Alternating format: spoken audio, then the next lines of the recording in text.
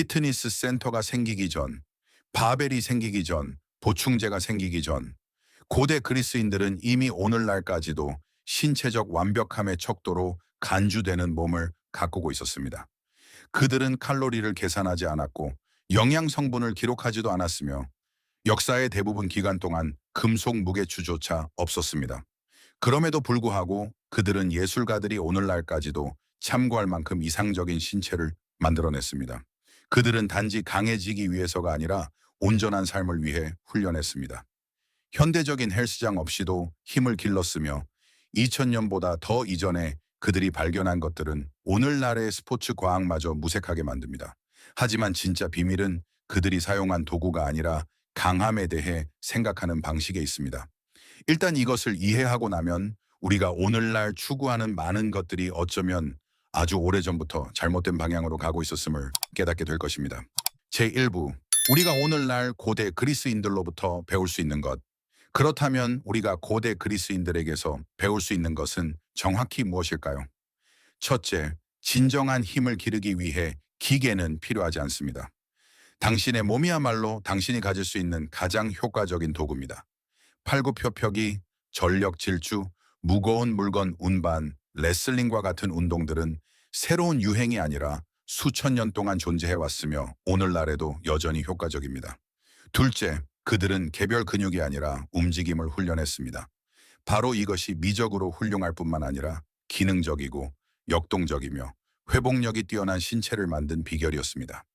셋째, 그들에게 회복은 부수적인 측면이 아니라 훈련의 필수적인 부분이었습니다. 휴식, 유연성 및 신체 관리는 장기적인 발전을 위해 필수적이었습니다. 넷째, 그들은 복잡함 대신 단순함을 선택했습니다. 끊임없이 새로운 훈련 계획을 쫓는 대신 몇 가지 기본적인 동작을 수년에 걸쳐 완벽하게 다듬었습니다. 마지막으로 그리스인들에게 몸과 마음은 때려야 뗄 수 없는 관계였습니다. 절제와 명료함이 없는 강한 신체는 그들에게 진정한 강함이 아니라 단지 의미 없는 움직임에 불과했습니다. 그리스인들이 만들어낸 것은 단순히 근육의 양이 아니라 오늘날까지 유효한 강함에 대한 시대를 초월한 이해였습니다. 제2부, 균형의 원칙. 고대 그리스인들은 메데나간이라는 간단한 원칙을 따랐습니다. 이는 아무것도 과하지 않게라는 뜻입니다. 그들은 열심히 훈련했지만 결코 몸을 파괴할 정도까지 하지는 않았습니다. 그들에게는 기술이 탈진보다 중요했습니다. 통제력을 잃은 선수는 강한 것이 아니라 균형이 깨진 것으로 간주되었습니다. 강함은 언제나 정밀함을 의미했습니다. 휴식 또한 사치가 아니라 훈련의 일부였습니다. 그들은 발전이 노력을 기울이는 동안이 아니라 그 이후에 일어난다는 것을 알고 있었습니다. 모든 것은 균형을 중심으로 돌아갔습니다. 힘과 통제, 부하와 회복. 극단적인 것이 아니라 꾸준한 것. 이것이 바로 오늘날과의 차이점입니다. 많은 사람이 완전히 녹초가 될 때까지 훈련합니다. 반면 그리스인들은 몸을 소진시키기 위해서가 아니라 자신의 몸을 지배하기 위해 훈련했습니다. 제3부, 영양과 회복에 있어서도 그리스인들은 시대를 앞서갔습니다. 훈련 후 그들은 올리브 오일로 근육을 마사지하고 특수한 금속 도구로 땀과 먼지를 닦아냈으며 그 후 찬물로 몸을 식혔습니다. 그들의 식단은 단순했지만 효과적이었습니다. 통곡물, 올리브, 치즈, 무화과, 생선, 그리고 가끔 먹는 고기가 기본이었습니다. 그들은 칼로리를 계산하지 않고 균형 잡힌 섭취를 신뢰했습니다. 단백질은 콩류와 고기에서, 탄수화물은 보리와 과일에서 섭취했습니다. 모든 것은 천연 그대로였으며 가공되지 않았고 일정했습니다. 그들에게는 회복이 추가 사항이 아니라 발전의 일부라는 것이 명확했습니다. 그들은 열심히 훈련한 만큼 의식적으로 회복했습니다. 제4부, 하나로 연결된 몸과 마음. 고대 그리스인들에게 훈련은 단순한 육체적 노동 그 이상이었습니다. 그것은 교육의 일부였고 사고의 일부였으며 삶의 일부였습니다. 소크라테스와 아리스토텔레스 같은 철학자들은 신체를 정신의 도구로 보았습니다. 나약한 신체는 곧 불균형한 삶을 의미했습니다. 소크라테스는 자신의 몸이 어디까지 해낼 수 있는지 보지도 못한 채 늙어가는 것은 수치스러운 일이라고 말한 적이 있습니다. 그렇기 때문에 그들은 단지 힘을 위해서가 아니라 자기 통제를 위해 훈련했습니다. 아침에는 몸을 단련하고 저녁에는 정신을 날카롭게 가다듬었습니다. 이것이 그들의 차이점이었습니다. 그들은 몸과 마음을 분리하지 않았습니다. 두 가지를 동시에 발달시켰습니다. 제5부, 자연적인 무게를 통한 힘 덤벨이 있기 전 그리스인들은 돌을 들어 올렸습니다. 크고 불규칙하며 무거운 돌이었습니다. 그들은 바닥에서 돌을 들어 올리고 어깨에 메고 할 수 있는 한 멀리 던졌습니다. 올림피아에서는 무게가 100과 30kg이 넘는 돌들이 발견되기도 했는데 거기에는 자신의 힘을 영원히 남기려는 선수들의 비문이 새겨져 있었습니다. 이런 방식의 훈련은 예측 불가능했습니다. 무게가 완벽하게 균형 잡혀 있지 않았기 때문에 오히려 몸 전체를 자극했습니다. 오늘날 우리는 이 원리를 여전히 알고 있습니다. 파머스 워크, 파머스 워크스, 샌드백 또는 아틀라스 스톤, 에이틀러스 스톤스은 정확히 동일한 아이디어를 바탕으로 합니다. 그리스인들은 기계에서 하는 완벽한 동작을 위해 훈련하지 않았습니다. 그들은 실제 세상에서 통하는 진짜 힘을 위해 훈련했습니다. 제6부, 레슬링, 궁극의 훈련. 그리스인들의 몸을 가장 크게 형성한 운동이 하나 있다면 그것은 레슬링이었습니다. 레슬링은 다리, 코어, 악력, 그리고 정신적 강인함을 동시에 단련시켰습니다. 레슬링은 단순한 스포츠가 아니라 예술이었습니다. 기술, 균형, 그리고 지렛대의 원리가 승패를 결정했지 단순한 힘만이 아니었습니다. 플라톤 같은 철학자들조차 학교를 세우기 훨씬 전부터 유명한 레슬링 선수였습니다. 모든 시합은 살아있는 상대를 대항하는 저항을 의미했으며 이는 예측 불가능하고 역동적이며 도전적이었습니다. 바로 이것이 차이를 만들었습니다. 이런 종류의 훈련은 밀도 높고 기능적인 근육을 만들어냈으며 이는 보기 좋을 뿐만 아니라 어떤 상황에서도 활용 가능했습니다. 제7부, 현대 과학이 증명하는 그들의 방법. 그리스인들이 직관적으로 이해했던 것들이 오늘날 과학에 의해 증명되고 있습니다. 다관절 운동은 더 많은 근육 섬유를 활성화하며 동시에 협응력과 안정성을 향상시킵니다.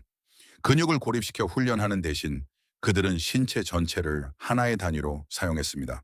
모든 움직임에는 목적이 있었고 실제 상황으로 직접 연결되었습니다. 그들은 단순한 펌핑을 쫓지 않았습니다.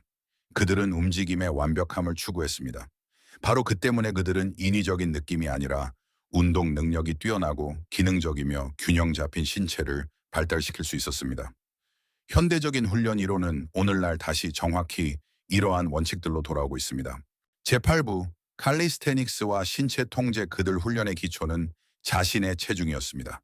팔굽혀펴기, 스쿼트, 런지 또는 물구나무 서기와 같은 운동이 그들의 일상이었습니다.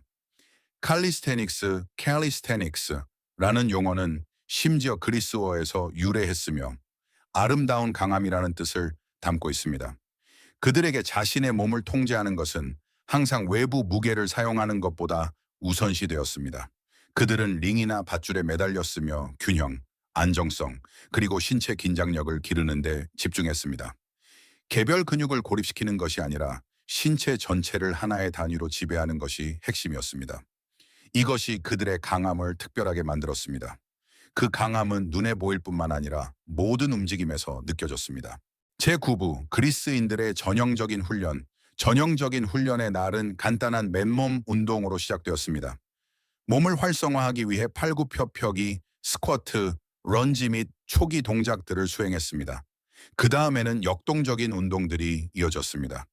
힘과 스피드를 기르기 위해 점프, 전력 질주, 그리고 폭발적인 동작들을 했습니다. 다음 단계에서는 핵심적인 본 훈련이 진행되었습니다. 몸 전체를 사용하는 레슬링이나 복싱과 그래플링이 혼합된 pan크라시온을 했습니다. 추가적으로 그들은 할테렌과 같은 무게추를 가지고 훈련했습니다.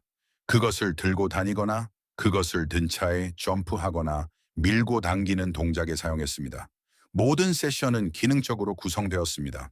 고립된 훈련이 아니라 실생활에서의 강함으로 직접 연결될 수 있는 움직임들이었습니다. 제10부, 전쟁과 생존을 위한 훈련. 고대 그리스에서 체력 단련은 선택이 아니라 필수였습니다. 전쟁은 도처에 있었고 모든 시민은 언제든 전투에 소환될 수 있었습니다. 훈련은 외모를 위해서가 아니라 생존을 위한 것이었습니다.